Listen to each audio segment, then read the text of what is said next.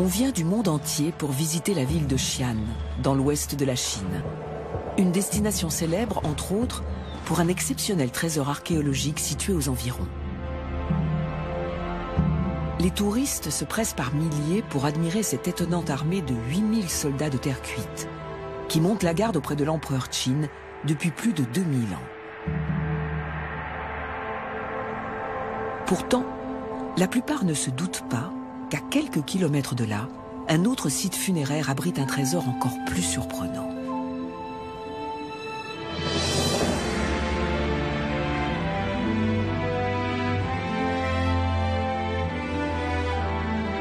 La découverte de ces statues de terre cuite a fait l'effet d'une bombe. Elles ont été réalisées un demi-siècle après l'armée de l'empereur Qin. Mais il ne s'agit pas là de célébrer une grandeur militaire.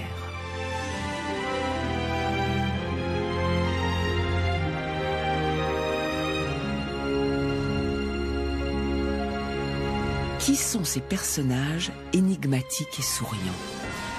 Pourquoi sont-ils nus et sans bras? Que s'est-il passé pour provoquer un changement aussi radical? Pour répondre à ces questions, il faut se plonger dans une période agitée de l'histoire chinoise. Une période marquée par des bouleversements majeurs.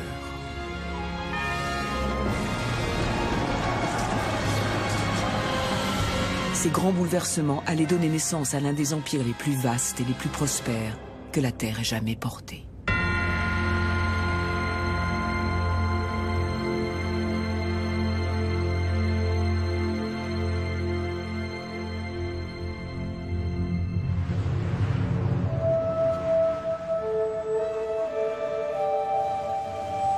Acteur de premier plan du miracle économique, Xi'an fait partie des mégapoles émergentes de la Chine moderne.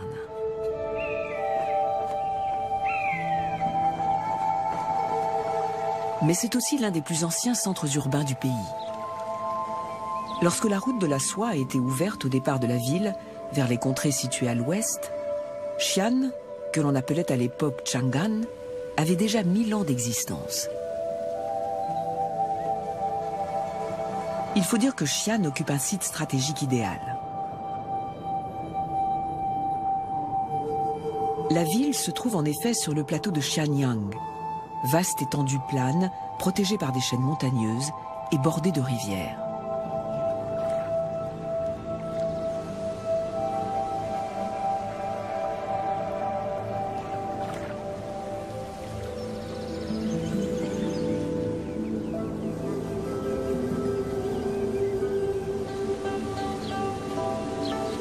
Les terres fertiles de la région ont été le théâtre de 3000 ans d'histoire chinoise.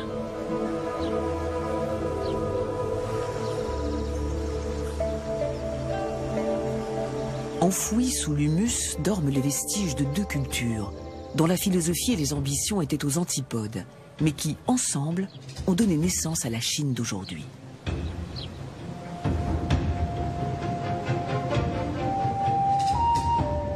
Ce plateau est bien plus qu'un territoire fertile et généreusement arrosé. Il renferme de véritables trésors.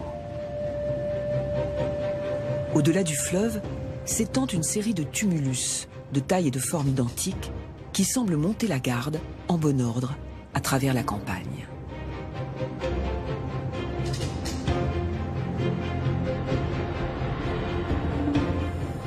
Il s'agit de tombeaux. C'est en effet sur ce site vieux de 2000 ans que sont enterrés les empereurs Han occidentaux. Un site archéologique qui est probablement aujourd'hui le plus vaste au monde à n'avoir pas encore fait l'objet de fouilles. Aucun tombeau impérial n'a encore été ouvert. Autour des mausolées, la Terre a cependant commencé à livrer certains de ses secrets. Deux dynasties, celle des Qin et celle des Han occidentaux, ont inhumé ici leurs empereurs. La dynastie Han est celle qui a régné le plus longtemps sur la Chine. Elle est à l'origine d'une culture qui constitue depuis 2 millénaires les fondements même de la société chinoise. Les Han n'ont cependant pas été les premiers à régner sur une Chine unifiée. Ils ont été précédés par celui qui a véritablement forgé la nation chinoise. l'empereur Qin Shi Huangdi.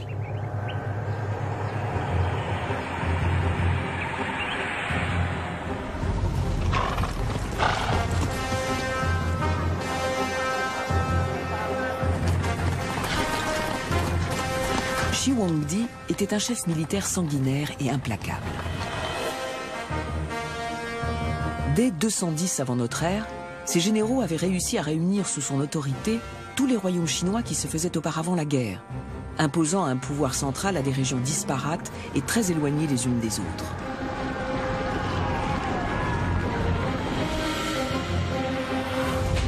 Pourtant, malgré ses succès militaires, le règne de la dynastie Qin fut de courte durée.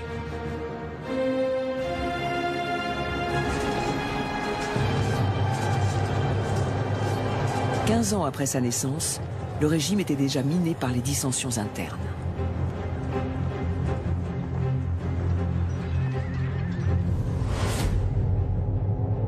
En 202 avant notre ère, le général Liu Bang renverse le dernier empereur Qin et accède au pouvoir sous le nom de Han Gaozu.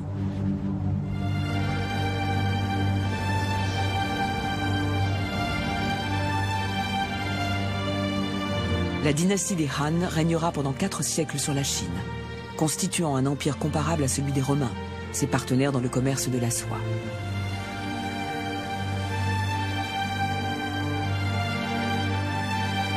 Les empereurs Han ont si profondément marqué la Chine sur le plan politique et culturel qu'aujourd'hui encore la plupart des Chinois se considèrent comme des Han.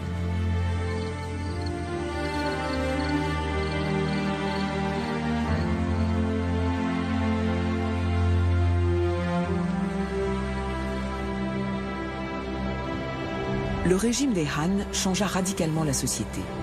Mais la coutume d'inhumer les membres des familles impériales dans d'impressionnants mausolées fut maintenue. Il ne s'agissait pas de simples cryptes. Les tombeaux étaient aménagés au cœur de gigantesques tumulus, entourés de vastes complexes souterrains. Des tombes voisines étaient prévues pour les impératrices, les concubines et les favoris du souverain. Plus loin, étaient aménagés des réseaux de fosses contenant d'innombrables objets funéraires. La construction d'un mausolée durait plusieurs dizaines d'années.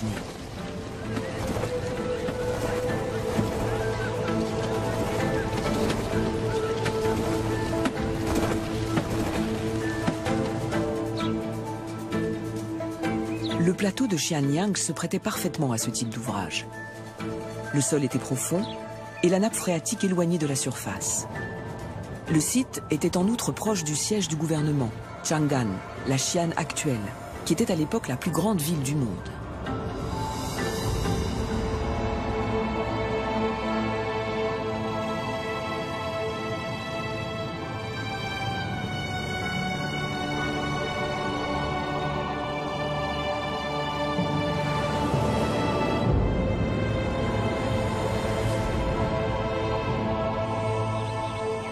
Une fois le mausolée terminé, il était recouvert d'une épaisse couche de terre. Ainsi protégés du monde extérieur, ces nécropoles ont été oubliées jusqu'à une extraordinaire découverte faite par hasard en 1974.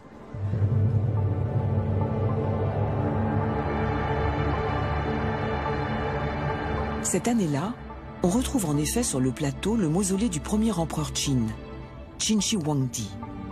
Sa sépulture contient une impressionnante armée de statues de terre cuite, célébrant non seulement la puissance de l'empereur, mais aussi la nature même de la philosophie guerrière à l'origine de la nation chinoise.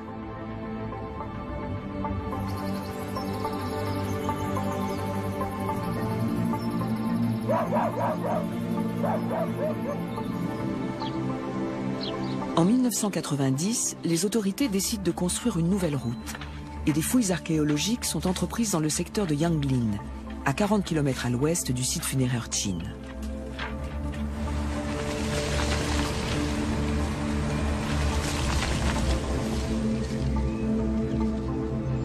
Elles mettront au jour un autre mausolée, dont le contenu va jeter un éclairage nouveau sur une période mouvementée de l'histoire ancienne de la Chine, au moment où l'idéologie conquérante des Qin est remplacée par une vision très différente des choses.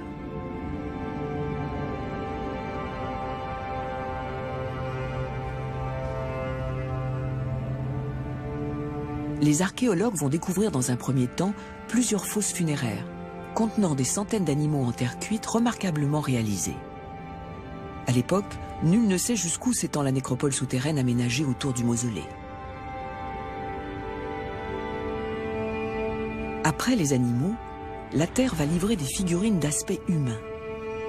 Des personnages de toutes les catégories de la société.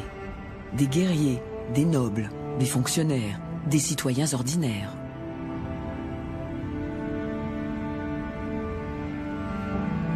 Les archéologues estiment que le secteur contient au moins 40 000 statues de ce genre.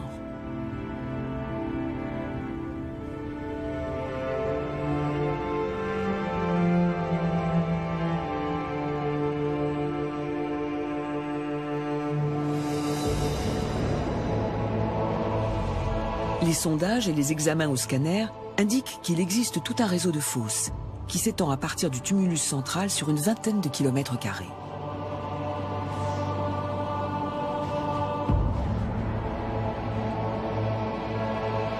Ce mausolée est celui du 4e empereur Han, Liu Qi, alias l'empereur Jing, ou Jingdi.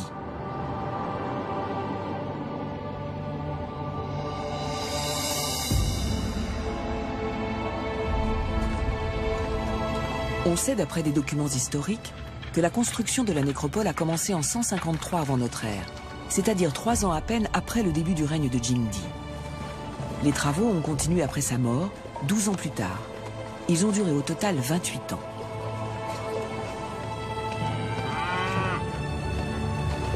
Des milliers d'ouvriers ont été amenés sur place, avec leurs familles, et se sont installés à Yangling pour les besoins du chantier. L'immense complexe funéraire impérial réalisé pendant toutes ces années couvre une surface équivalente au tiers de l'antique Chang'an. Le site de Yangli contient les tombeaux de l'empereur Jingli, des impératrices et des concubines, 2 jardins, celui du mausolée et celui du temple, les tombes de nombreux responsables militaires et politiques, de nobles et de hauts fonctionnaires, et plus de 180 fosses funéraires, renfermant une représentation complète de la cour impériale.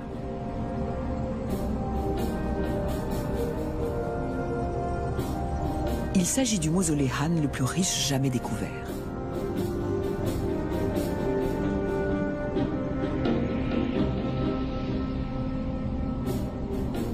Pour les Han, ces monuments étaient une façon d'affirmer leur pouvoir, mais ils avaient également un rôle essentiel dans leur conception de la mort, perçue comme une simple étape vers l'immortalité.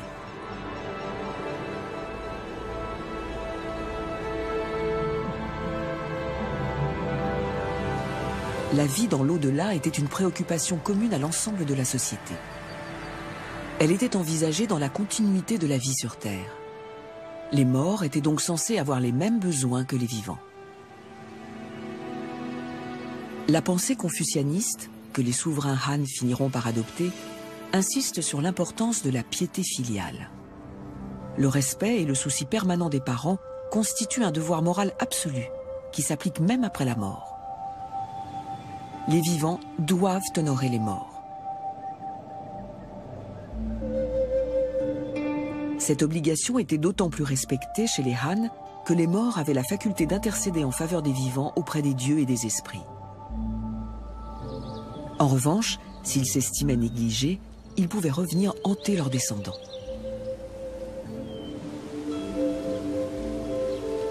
Ces croyances étaient tellement enracinées dans la société que même les familles peu fortunées faisaient construire de luxueux mausolées pour leurs morts.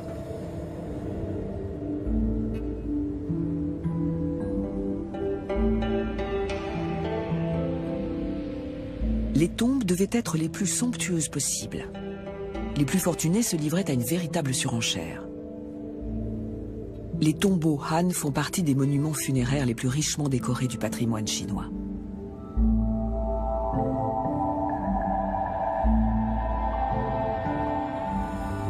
Construits en bois, en briques ou en pierre, ils comportaient souvent plusieurs salles ou chambres.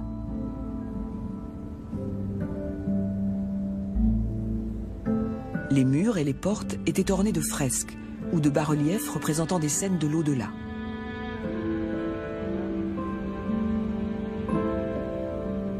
De même que la tenue vestimentaire de chacun était régie de son vivant par des lois somptuaires, la décoration des tombes et la quantité de mobilier funéraire étaient strictement codifiées. Ainsi, les matières les plus luxueuses étaient réservées aux familles de haut rang.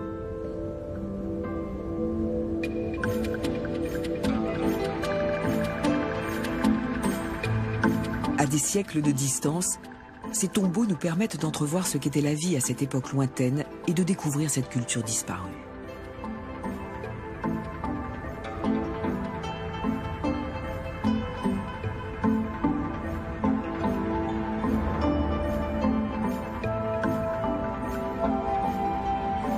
Les mausolées impériaux contiennent des trésors d'informations sur les empereurs et leur cour.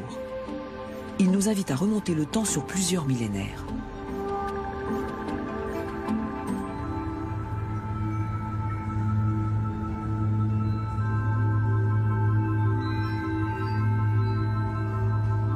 Aucune des tombes impériales n'a été ouverte à ce jour. Nous ne savons donc pas quels effets personnels elles contiennent.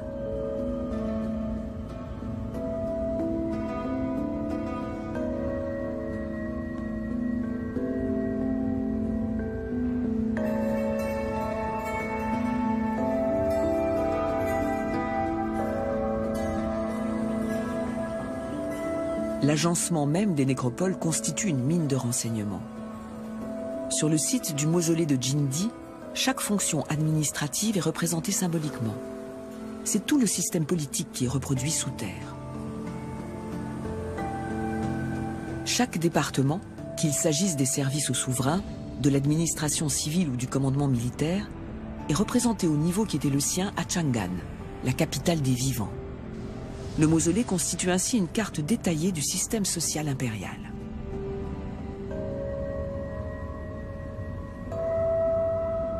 Les archéologues s'attendaient certes à des surprises, mais rien ne les préparait à ce qu'ils ont trouvé.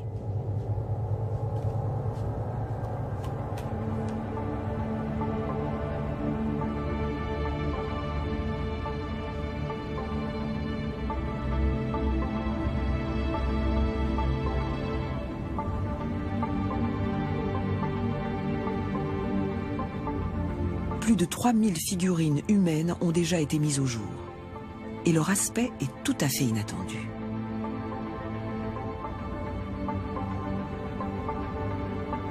Elles ont beau avoir été réalisées 60 ans à peine après les soldats de terre cuite de l'empereur Qin et se trouver à moins de 40 km, elles ne leur ressemblent guère.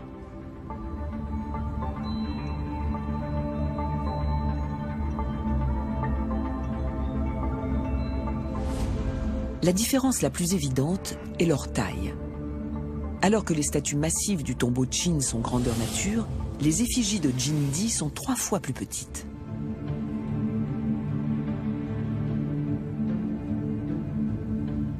Et alors que les guerriers de l'empereur Qin arborent des tenues militaires et des armures peintes sur le torse, les compagnons de l'empereur Jindi sont nus et dépourvus de bras.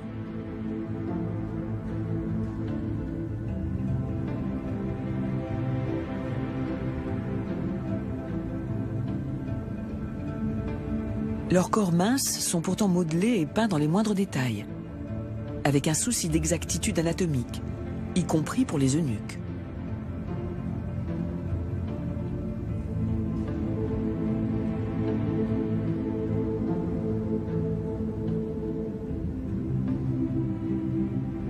Contrastant avec les visages stylisés, taillés à la serpe des guerriers Qin, les personnages Han ont des traits plus doux, plus arrondis. Beaucoup affichent un sourire et un air bienveillant.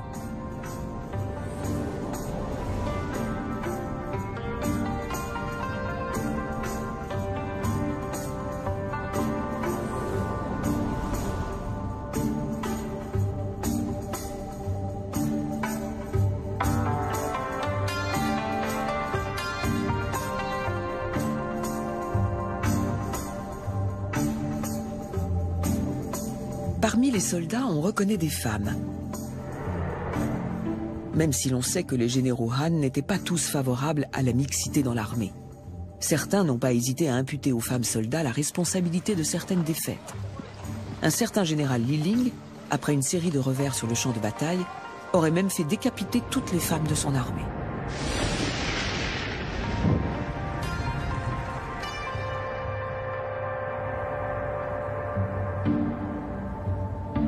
Les fouilles de Yangling montrent cependant que les femmes combattaient fréquemment dans les rangs des armées Han. Certaines faisaient même partie des troupes d'élite.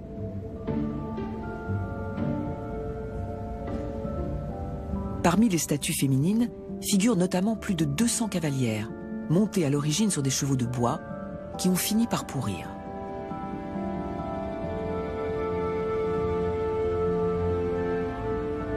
Les soldats sont accompagnés par des gardes, des courtisans, des musiciens, des servantes et des eunuques. Ils donnent l'image d'une société sereine, prospère et douce, très loin du modèle militariste représenté dans la nécropole Qin.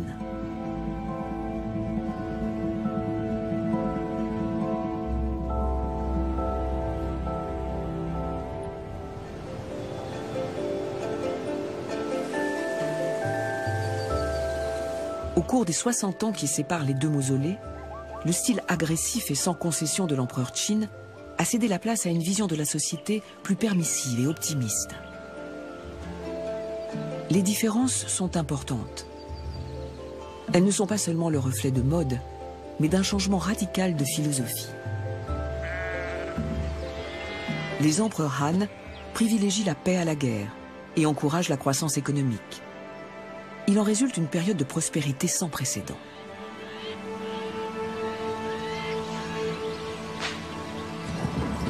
Les échanges entre les régions se développent et la Chine s'unifie désormais par le commerce plutôt que par la guerre. Partout, on défriche, on met en place des systèmes d'irrigation, on modernise l'agriculture.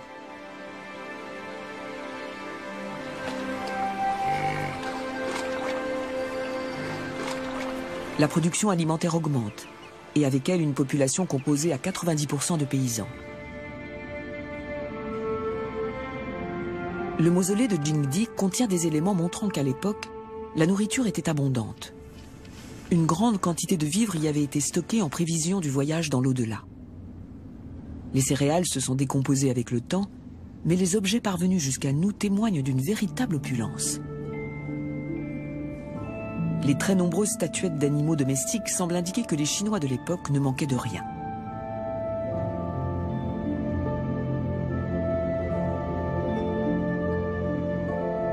Le mausolée contenait également de l'argent, beaucoup d'argent, sous forme de pièces, un autre signe de la richesse de l'empire de Jingdi.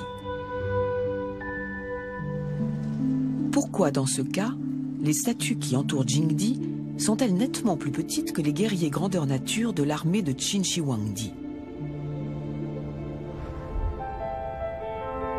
Certains y voient le signe d'un changement de philosophie qui serait intervenu pendant le règne de l'empereur Jing. Il avait la réputation de gérer avec parcimonie les ressources à sa disposition. Or, fabriquer ces statues coûtait cher, aussi bien en main-d'œuvre qu'en matières premières. Il fallait trouver et extraire de l'argile de qualité, puis la préparer pour obtenir la consistance désirée. Les statuettes de Jingdi étaient moulées en 4 morceaux, ce qui était plus simple et plus rapide que de les modeler entièrement une à une.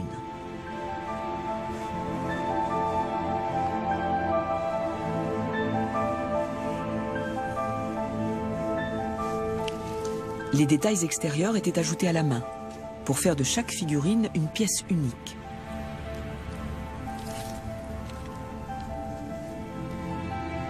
Après cuisson, elles étaient peintes couleur chair, polies, puis assemblées.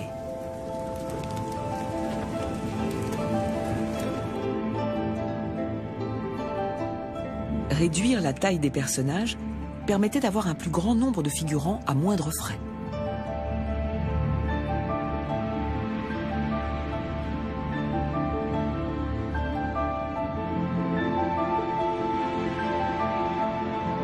Ces figurines n'étaient manifestement pas destinées à simuler un défilé militaire, comme celle du mausolée de l'empereur Qin.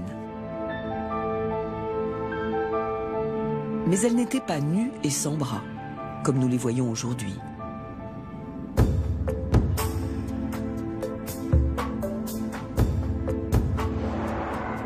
Au moment de leur inhumation, elles étaient vêtues et dotées de bras en bois articulés, qui devaient permettre de les habiller plus facilement.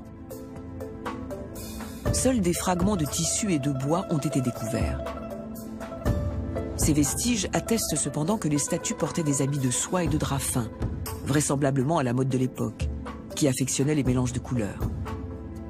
Tous ces personnages alignés devaient présenter un spectacle saisissant. Ces figurines ont un style bien particulier, caractéristique de la culture des Han occidentaux. On ne le retrouve ni avant ni après eux.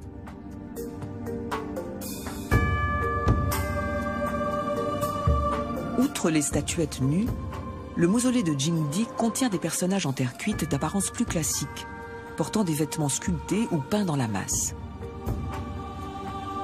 Il y a des soldats, mais également des courtisans, des notables, des dignitaires politiques ou administratifs. Cela nous permet d'avoir un aperçu de la vie à la cour des Han, il y a plus de 2000 ans.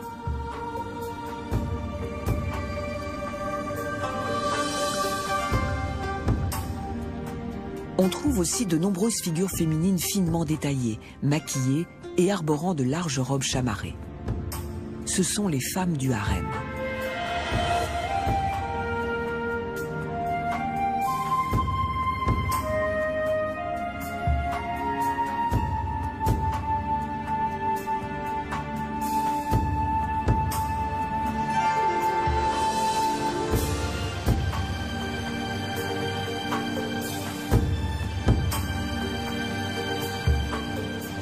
Les empereurs Han avaient en effet conservé l'institution du harem, déjà présente sous la dynastie Qin.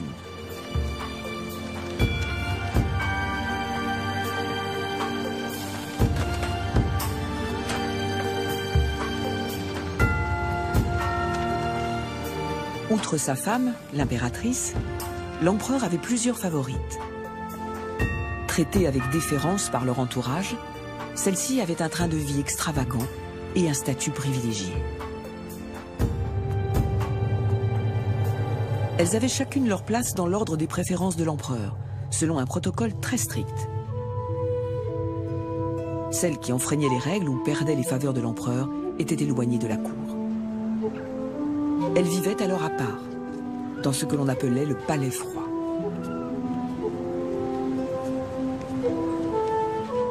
Les favorites de l'empereur pouvaient avoir un pouvoir considérable, notamment lorsqu'elles mettaient au monde un garçon, surtout si ce garçon finissait par succéder à son père.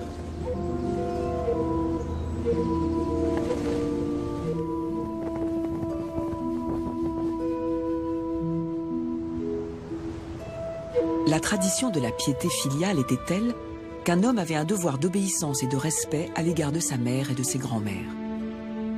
L'empereur n'échappait pas à la règle. Les impératrices douairières se mêlaient souvent des affaires du palais, et même de celles de l'État, grâce à l'influence qu'elles avaient sur leurs fils.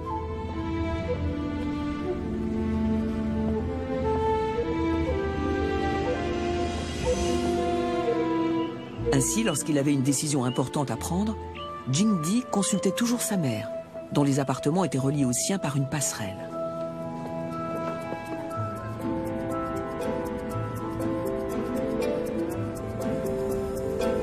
Il lui a même laissé le soin, avec sa grand-mère, de choisir sa première épouse, la future impératrice Bo, que pourtant il n'appréciait guère.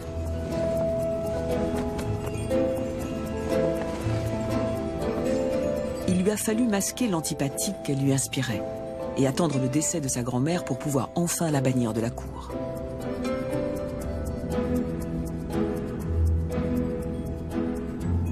Bo étant morte prématurément, Jingdi a ensuite choisi une nouvelle impératrice plus à son goût.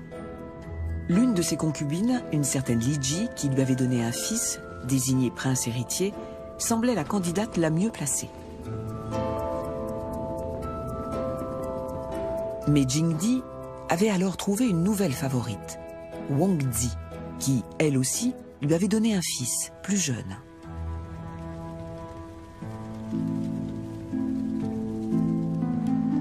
Li Ji était donc désormais en deuxième position dans le cœur de l'empereur. Mais elle pouvait encore prétendre au titre d'impératrice, puisque son fils était officiellement le prince héritier. Victime d'un complot qu'aurait apprécié Machiavel, Li Ji fut habilement écarté. Jingdi saisit la première occasion pour l'envoyer en résidence surveillée au palais froid. Puis, il rétrograda son premier fils dans l'ordre de la succession pour le remplacer par le fils de Huangdi.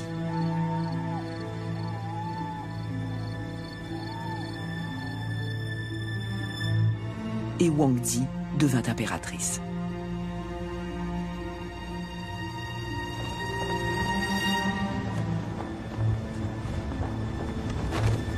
Elle parvint à garder les faveurs de l'empereur jusqu'à la mort de celui-ci et devint un personnage influent à la cour. Son fils succéda à Jingdi pour devenir l'empereur Wu, un souverain admiré et vénéré par son peuple.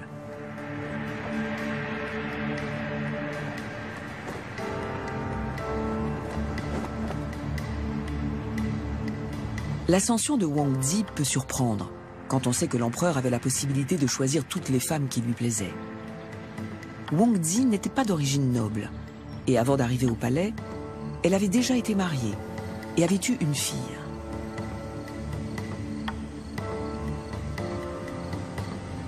Son cas n'était cependant pas isolé.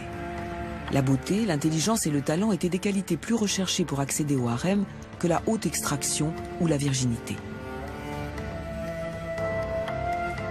Les candidates ne manquaient pas. Il faut dire que les femmes n'avaient que peu de perspectives d'ascension sociale. Les filles étudiaient la musique et la danse dès leur plus jeune âge, dans l'espoir d'entrer un jour au harem.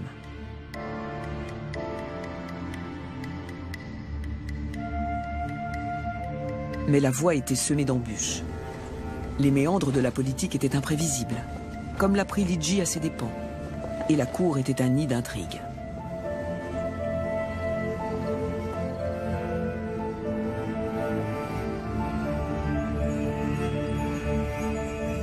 Mais même les perdantes avaient droit à des compensations. Les favorites en disgrâce au palais froid conservaient leur statut et leurs avantages matériels. Et elles revenaient à la cour après leur mort pour être inhumées dans le mausolée de l'empereur.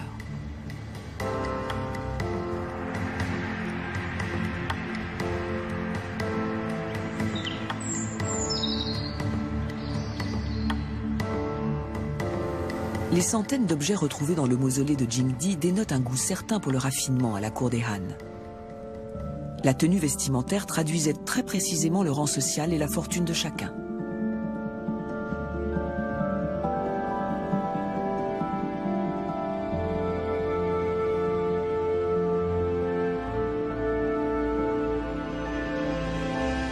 Les fragments de soie et les figurines peintes parvenues jusqu'à nous permettent de savoir comment les gens étaient habillés à la cour des Han, il y a 2000 ans.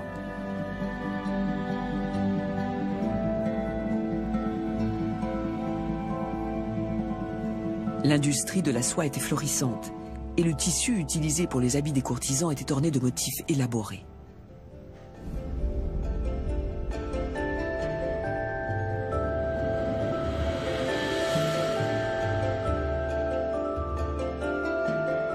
On peut même reconstituer les rituels quotidiens des femmes de l'époque à partir des objets retrouvés dans leurs appartements funéraires.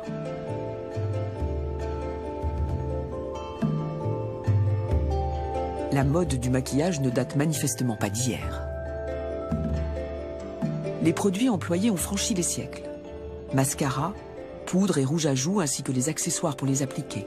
Et même la pince à épiler.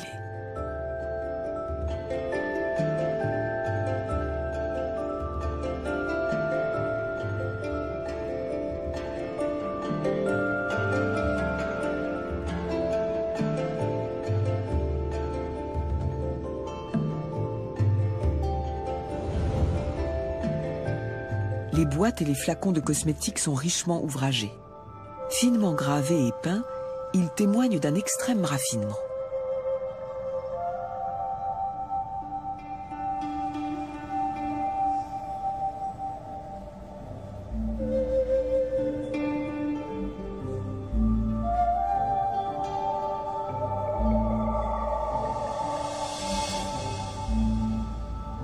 Hommes et femmes portaient les cheveux longs, coiffés de différentes manières et maintenus à l'aide de peignes et d'épingles de bambou et d'écailles de tortue.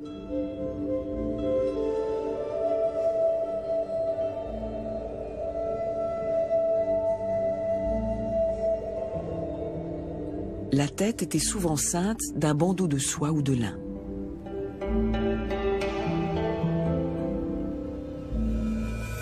Les Han préféraient généralement le chignon ou la queue de cheval à la natte. La place du chignon sur la tête était une question de mode.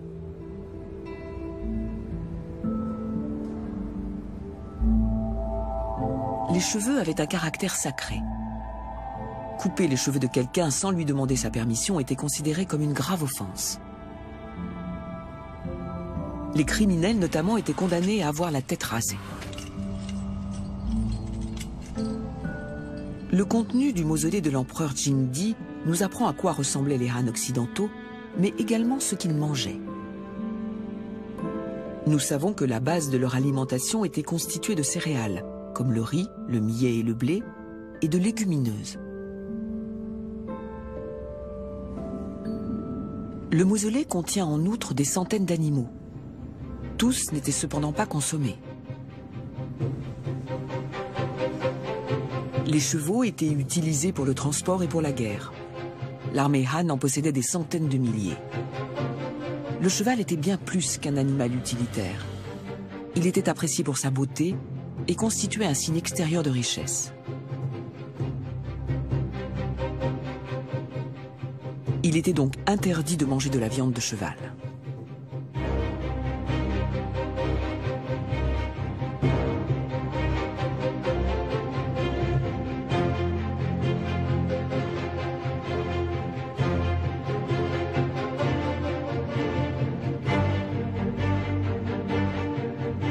Le bœuf était considéré comme moins noble, mais il n'était pas consommé lui non plus. Il servait d'animal de trait et jouait un rôle vital dans l'agriculture. Les porcs, les moutons, les chèvres, les poules et les chiens étaient en revanche élevés pour leur chair.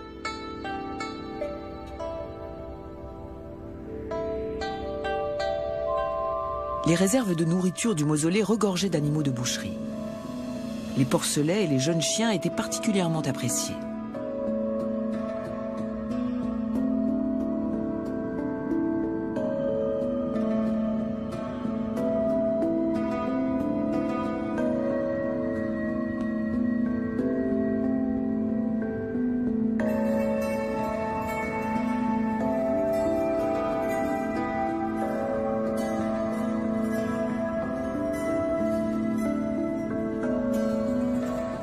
On a également retrouvé des fourneaux, de la vaisselle, des pots, des récipients et des ustensiles de cuisine, qui donnent une idée de la façon dont les aliments étaient préparés, servis et conservés. Certains bols sont recouverts d'une feuille d'or, qui faisait peut-être office de conservateur. Manifestement, le régime alimentaire des Chinois et leur cuisine n'ont guère changé depuis l'époque des Han occidentaux.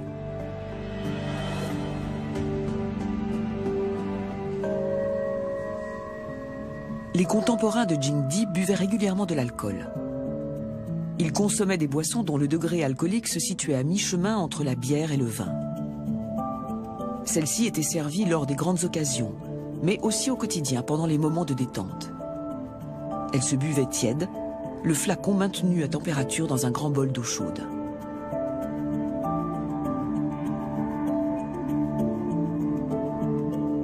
Apparemment, les Chinois de l'époque aimaient se retrouver pour boire et jouer à des jeux de hasard.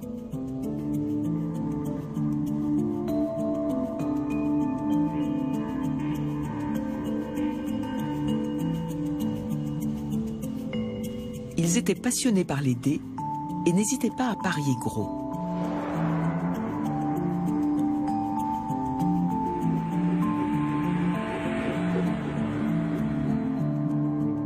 Ils jouaient aussi à un jeu stratégique et sophistiqué semblable aux échecs, demandant beaucoup d'adresse.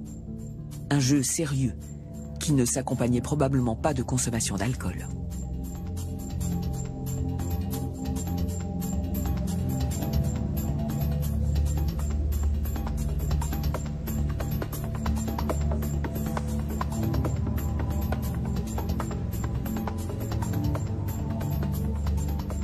Certains jeux très en vogue sous les Han occidentaux sont tombés en désuétude. Les règles du Liubo ont été oubliées, et il est aujourd'hui impossible de comprendre pourquoi ce jeu suscitait un tel engouement il y a 2000 ans.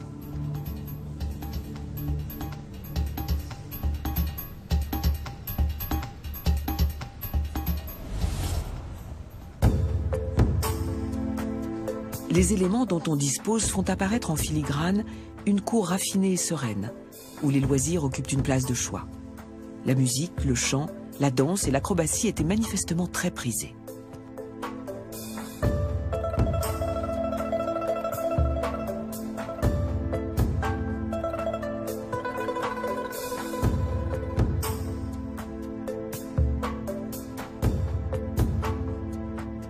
Le contenu du mausolée de l'empereur Jingdi témoigne d'une culture riche et pluraliste, considérée par les historiens comme typique de la dynastie Han.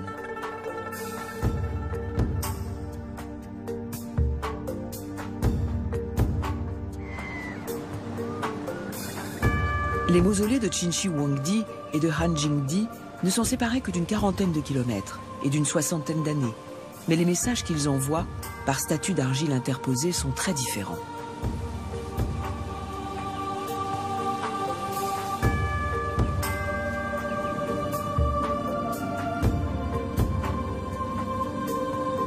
Tandis que l'armée de l'empereur Qin donne l'image d'une puissance militaire invincible, l'empereur Jingdi réduit la taille de ses soldats et les pare de vrais habits. Sa priorité est manifestement ailleurs.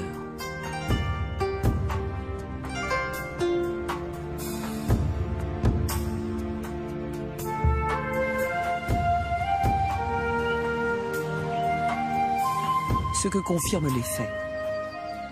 Sous le règne de Jingdi, les guerres sont bien moins fréquentes et le palais s'occupe avant tout de ce qui deviendra la priorité de la dynastie Han. Édifier une nation en procédant à des réformes économiques et sociales.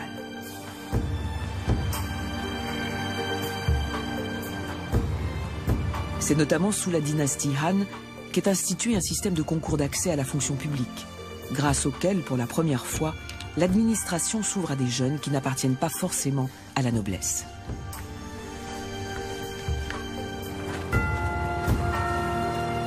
Grâce au progrès de l'agriculture et à la croissance démographique, les saisons d'abondance se succèdent, permettant de constituer des stocks en prévision des famines futures ou de catastrophes naturelles.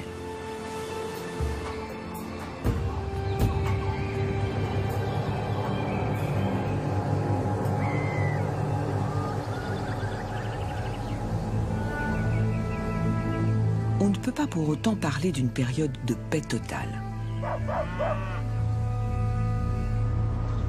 Les Chinois avaient en effet pour voisins les Han, un peuple de cavaliers nomades vivant à l'ouest de leur territoire, et qui avait déjà lancé plusieurs attaques le long de la frontière.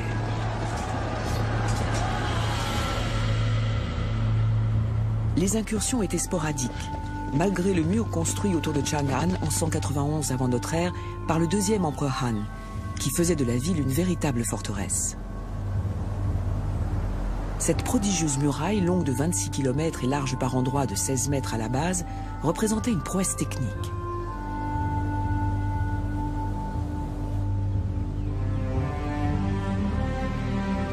La construction de cet ouvrage ambitieux mobilisa des dizaines de milliers de travailleurs extérieurs, qui vinrent grossir la population locale.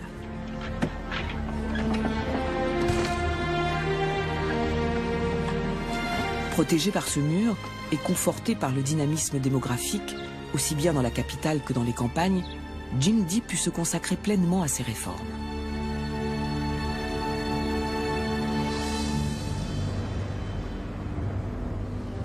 L'empereur Jingdi était de toute évidence quelqu'un de pragmatique. Il avait pour ambition de faire la paix avec les diverses minorités qui menaçaient ses frontières, en arrangeant des mariages entre leurs chefs et des femmes Han.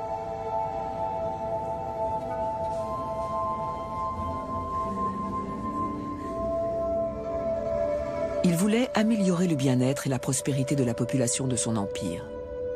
Il décida donc de baisser les impôts, de réformer la justice et de mettre un terme à la corruption qui minait l'administration. Et il parvint à ses fins. À sa mort, la Chine était devenue un pays plus riche, plus uni et plus peuplé qu'au début de son règne. Il légua à son fils, l'empereur Wu, un empire solide et stable. Et c'est sur cette base que ce dernier lancera la plus formidable expansion territoriale qu'ait jamais connue la Chine.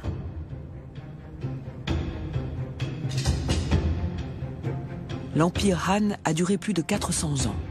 plus que toutes les autres dynasties ayant régné sur la Chine. Il a profondément marqué la société chinoise dans une foule de domaines. La langue, la philosophie, la littérature, les relations sociopolitiques, la technologie, les arts, l'artisanat et même la mode. Autant d'apports majeurs visibles aujourd'hui encore dans la culture chinoise actuelle.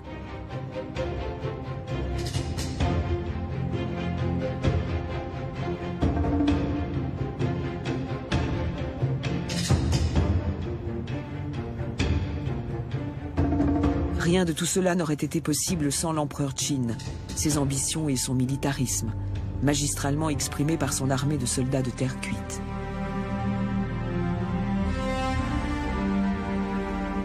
Mais ce sont les Han qui, sur les fondations posées par la dynastie Qin, ont donné naissance à une culture et à une civilisation qui a traversé les siècles, et dont les meilleurs ambassadeurs sont peut-être aujourd'hui encore ces bienveillantes figurines d'argile chargé d'accompagner l'empereur Jingdi dans son tombeau.